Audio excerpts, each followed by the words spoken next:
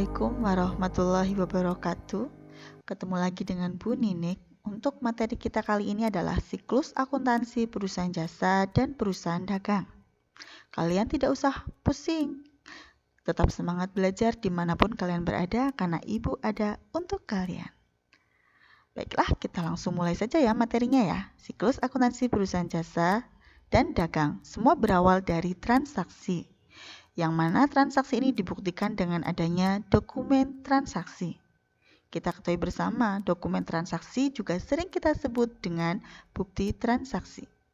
Setelah kita mendapatkan bukti transaksi, maka bukti transaksi tadi akan kita analisis, akan kita identifikasi, dan kemudian kita catat. Jika kita perusahaan jasa, akan kita catat di dalam jurnal umum. Namun, jika kita perusahaan dagang, akan kita catat di dalam jurnal khusus dan umum. Apa sajakah jurnal khusus itu? Ada jurnal penerimaan kas, jurnal pengeluaran kas, jurnal pembelian, dan jurnal penjualan. Lalu, setelah kita catat transaksi di dalam jurnal, maka akun-akun yang ada di dalam jurnal akan kita posting ke buku besar.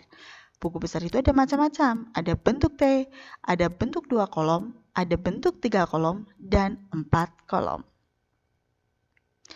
Nah, dari beberapa tahap yang sudah Ibu jelaskan tadi, yaitu dari transaksi atau bukti transaksi, kemudian sampai dengan dicatat di dalam jurnal dan diposting ke buku besar, itu semuanya 3 tahap itu sering kita sebut dengan istilah tahap pencatatan. Lalu setelah kita posting ke buku besar, apa yang kita lakukan? Nah, nanti akan muncul saldo di setiap buku besar, saldo akhir.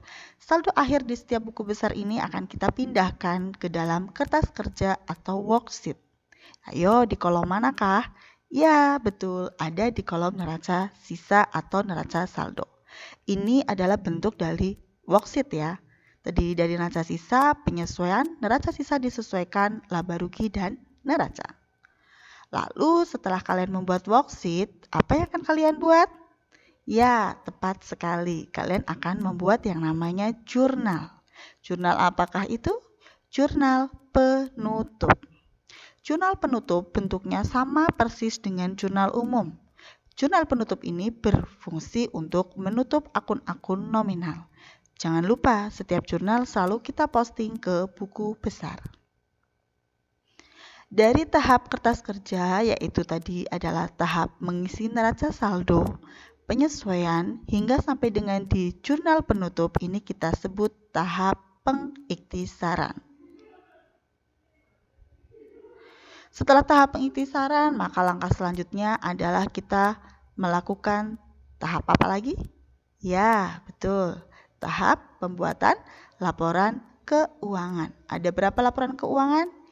Ya, yang pertama adalah laporan laba rugi, yang kedua adalah laporan perubahan modal, 3 laporan neraca, dan yang keempat adalah arus kas. Proses pembuatan laporan keuangan ini sering kita sebut dengan tahap pelaporan.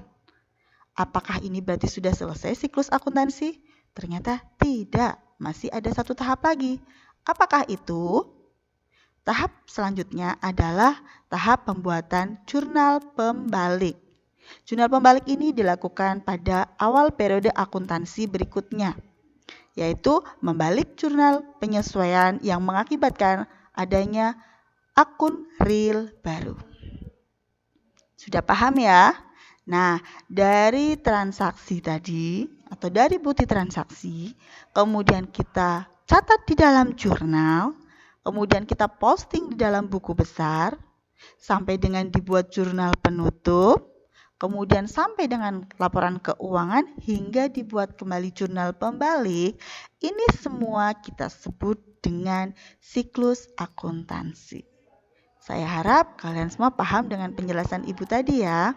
Tetap semangat belajar, Ibu sayang kalian. Semangat! Jaga kesehatan selalu. Terima kasih. Wassalamualaikum warahmatullahi wabarakatuh. Bye-bye.